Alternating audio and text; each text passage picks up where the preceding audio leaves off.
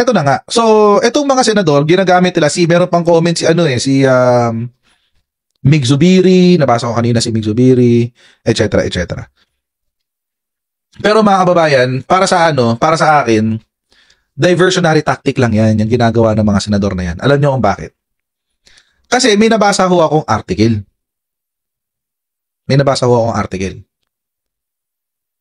Ito. Sa Vera Files nga lang, pasensya na. Pero ang topic niya si Chis Escudero. Ito yung sinabi ng article tungkol kay Chis Escudero. Secret in the Senate. The ghastly budget insertions of Chis Escudero. Ito yung sinabi niya. The sole political context. Chis Escudero wants to be the next Senate President of the 20th Senate, but his ambition does not cost a free lunch. Totoo naman yun. There's no free lunch, mga kababayan. Someone always has to pay. He must win his way by means of projects, not only to his fellow senator allies, but for himself as well. Uy. So dahil nga gusto niyang magpatuloy ang kanyang pagiging Senate President, bumibili siya ng loyalty ng mga senador. Ayan. Paano? Doon sa kanyang 142 billion peso insertion. According to this article, yun ang maduming plano. Yun ang maduming plano. In addition, nothing can stop him as well from using these insertions to buy their acquittal votes for Sara Duterte. Ayan na. Ito na mga kababayan, ang maduming plano ni Chis Escudero. Gigagamitin nila yung budget insertions. Actually mga kababayan, this is very timely. Alam niyo kung bakit? Kasi starting September, congressional deliberation na ng budget. Ulit. Congressional deliberation na uli ng budget. Starting September. At dito pag-uusapan na naman, kakalkalin na naman yung budget, etc. etc. At makikita na naman natin yung kawalangyaan na gagawin ng mga taga-Senado. Ba dito na pumasok yung sinasabi sa article na to, sino mo sumulat to? Si Antonio Montalban. Ba dito na pumasok yung sinasabi niya na buy acquittal votes for Sara Duterte.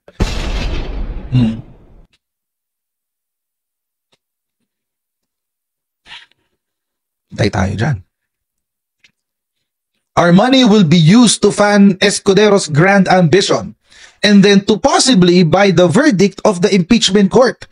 It is an evil operation by hook or by crook that only a scoundrel can plan. Grabe, no?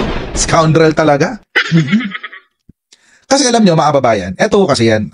Ang sinasabi lang ho dito ni Antonio Montalban, si Chis Escudero may ambisyon maging Senate President.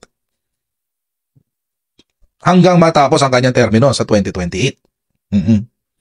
And possibly, para sa kanyang senatorial run ulit, senatorial re-election sa 2028.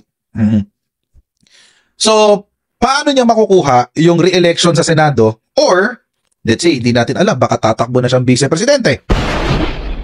Kasi may papakita ako sa inyo na parang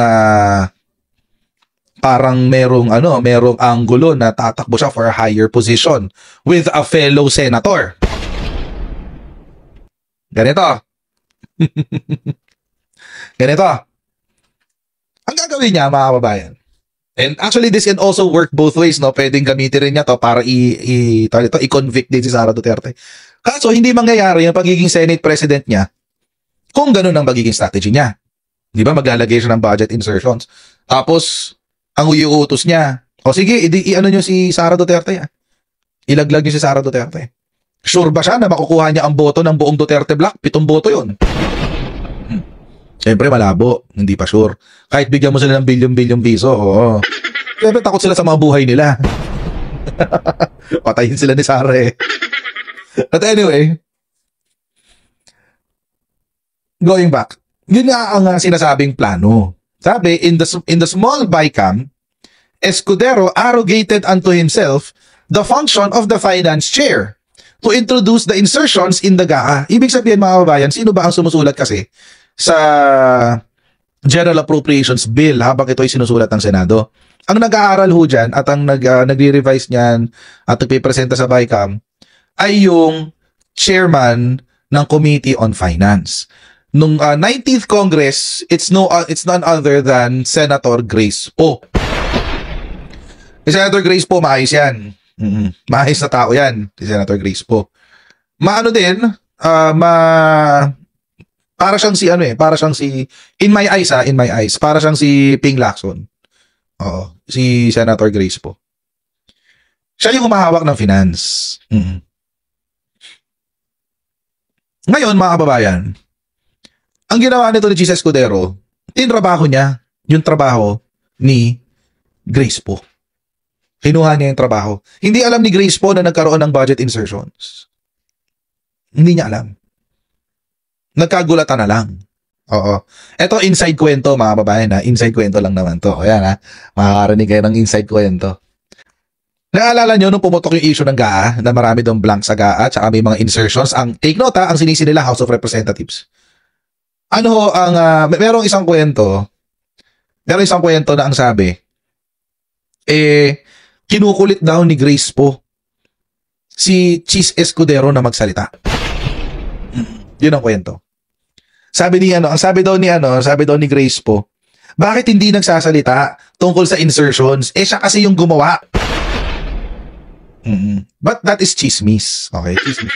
Kwento-kwento lang sa akin yun. So, I don't know the veracity of it. Pero mga kababayan, kung may usok, may apoy, di ba? Kung may ganung usok, ibig sabihin, may apoy.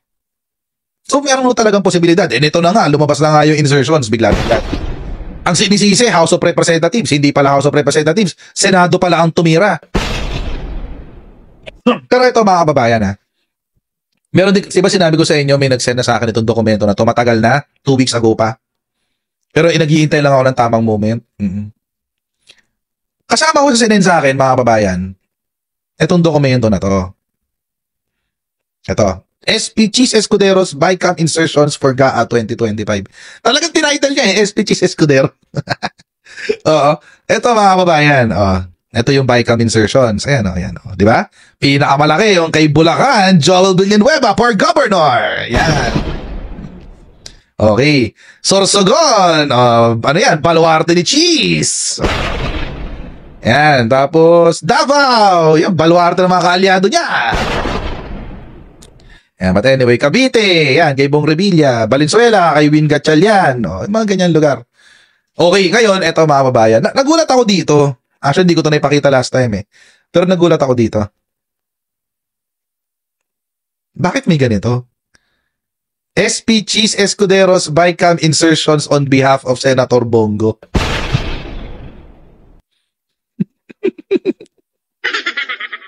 Talaga ba?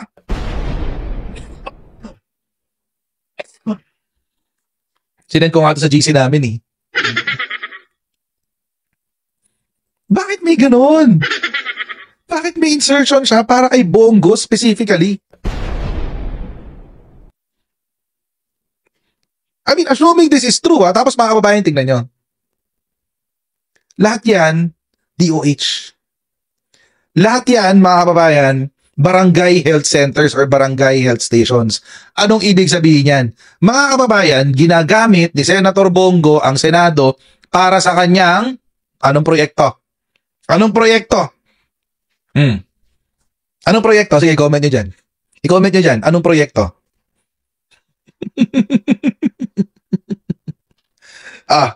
Saan? Anong proyekto? Mga kababayan, sige, hulaan tayo. Anong proyekto? Para kay Bongo. Ayan, oo, yung malas sakit.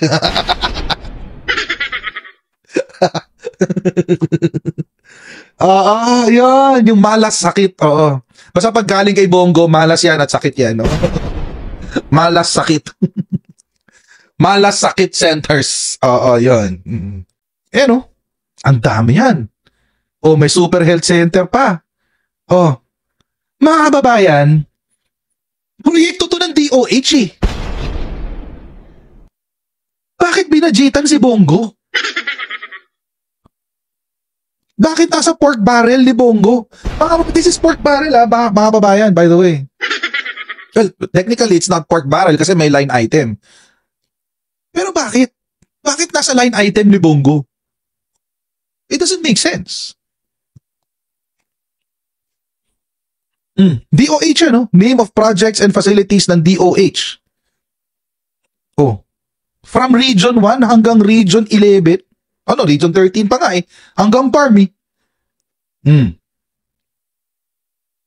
Under kay Bongo? Bakit? Buong Pilipinas?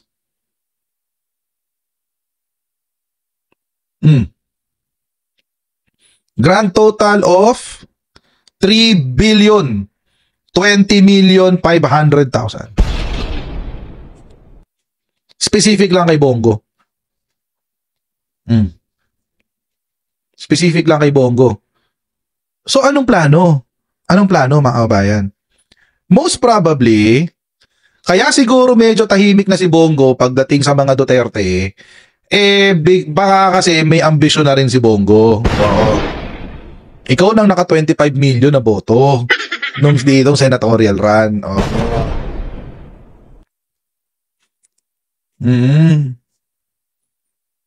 Imagine, mga babae, na imbis na idiretso ni Cheese Escudero itong budget na ito saan ba to? Sa DOH. Pinadaan pa sa budget ni Bongo. Hindi ko naiintindihan. So, ibig sabihin, kapag nagproyekto siya, halimbawa, ganito. Punta tayo dito. Halimbawa, Zamboanga City, sa Col Island Barangay Health Center. Oh. Pag nagpunta siya dyan, 3 million ang budget, di ba? Sasabihin niya, dun sa opening, dahil sa akin, kaya nagkaroon kayo ng Barangay Health Center. Oh. Di ba? Ganon, mga kabayan. Ganon ang ginagawa ni Bongo. Kaya pala siya laging kaya pala sikat na sikat si Bongo pagdating sa quote-unquote health. Yun ang strategy niya. Ito siguro tinuro ni Digong. Pati sa ospital construction of super health center. Ha? Imbes na ibigay mo sa DOH, ikaw ang kumubra, si Bongo.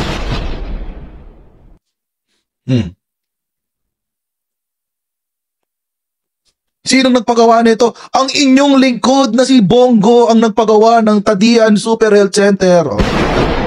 Galing-galing. Pal. Kasi wala ka namang ibang iisipin eh. Kasi bakit ganun? Bakit kay Bongo siya specific na naka-alat? Oo. So, binibuild up ba ni Cheese Escudero yung kanyang sarili? Para maging for a potential vice presidential run? Or sinusuportahan niya yung potential na pagtakbo ni Bongo sa 2028 elections? Pero ayan, lahat yan kay Bongo. Ang dami, di ba? Di makakapag-ikot-ikot ka nga naman. Ito nga, completion, upgrading, repair, and equipping of regional health unit. Di ba? Infrastructure, medical equipment, motor vehicle, yun. So, tapos sasabihin nila, sa tulong ni Bongo, nakuha ito ng barangay, bla bla bla. Ganda. Ang ganda niyan, guys. Hindi naman lang trabaho yan eh.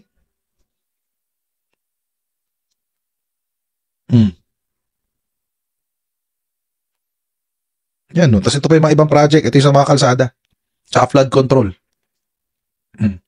Speaking of flood control, yan, nagkaroon ng flood control, nagkaroon tuloy ng floods. Alam niyo, nakakatawa dito, mga babayan. By the way, ito lang sasabihin ko lang to, tungkol sa baha. Baka nakakalimutan ng mga lugar nyo na meron kayong mga mayor, Meron ho kayong mayor, meron ho kayong governor, meron ho kayong kung ano-ano. Kahapon na narinig ko to kay Rufy Biason Mayor ng Muntinlupa. Tigas na mukha ni Rufy Biason. Sabi ni Rufy Biason, nag-request daw siya ng flood control program. Oo. Parang ganon, something to that effect. Tapos, ang sabi doon ng presidente nyo, sa susunod na budget na lang daw, gumanon siya. Parang ganon yung sinasabi niya. Oo, to si Rufy Biason. Ngayon naisip ko, wait lang. Sino ba mayor dyan? Wala ka bang pondo? Ha? Wala bang pondo yung Muntinlupa para dyan? Ay, grabe siya.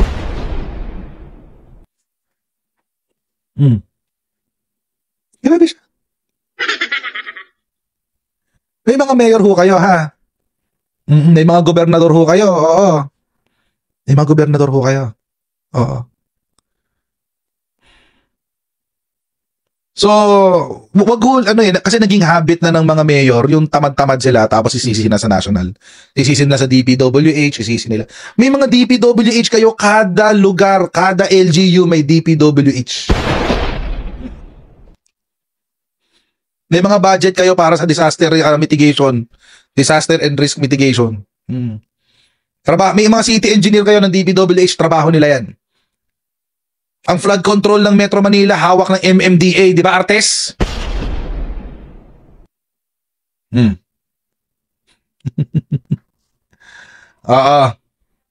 Anyway. Yun lang yung nakakapagtaka dyan. Kaya mga babayan, itong mga budget insertions na to, ni Chis Escudero, dapat imbestigahan yan. Dapat to imbestigahan yan. Siyempre, una na nag-comment dyan si Senator Tito Soto. Oo, yan, sigurado yan. Ito, binoto ko rin to, si Tito Sen. Kinampanya ko yan, si Tito Sen. Well, not actively, pero binoto ko siya. Tsaka sinasabi ko sa inyo na ako iboboto kong senador, bla bla bla. Anyway, sabi Tito Soto, dapat imbestigahan yung insertions na yan.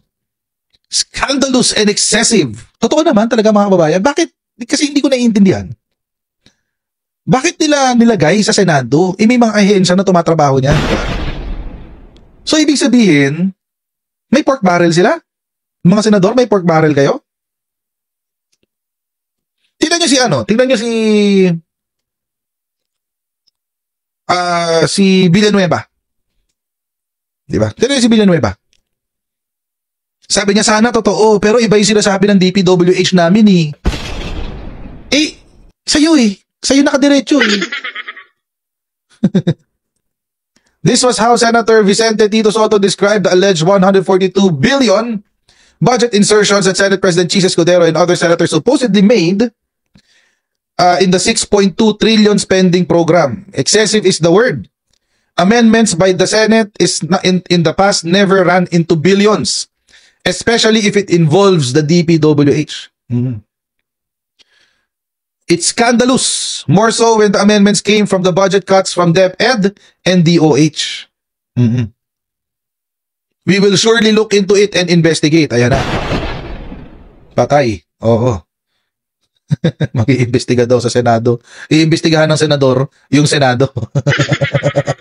Tuloy nyo lang yan. Sige. Hindi nag-iisa si Tito Soto dyan. Meron pang isa. Ayan, si Erwin Tulfo. Totoo naman to mga kababayan, pinatigil ni PBBM yung mga flood control programs kasi nandoon siya sa unprogram fund. Nasa unprogram fund siya.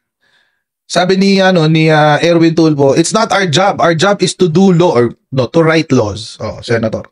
Bakit tayo makikialam sa flood control? Unfortunately, ilang administrasyon na puro flood control. May nangyari ba? Uy, grabe naman. Busina ng konti, magalit sa mga DDS. Diba? Lagi silang nasaan ang flood control ni BBM? Ay, wait lang. Si BBM nga, 5,000 lang ang sinabi niya. Hindi pa sa Metro Manila. Oo, si Digong, ilan? 13,000? 11,000?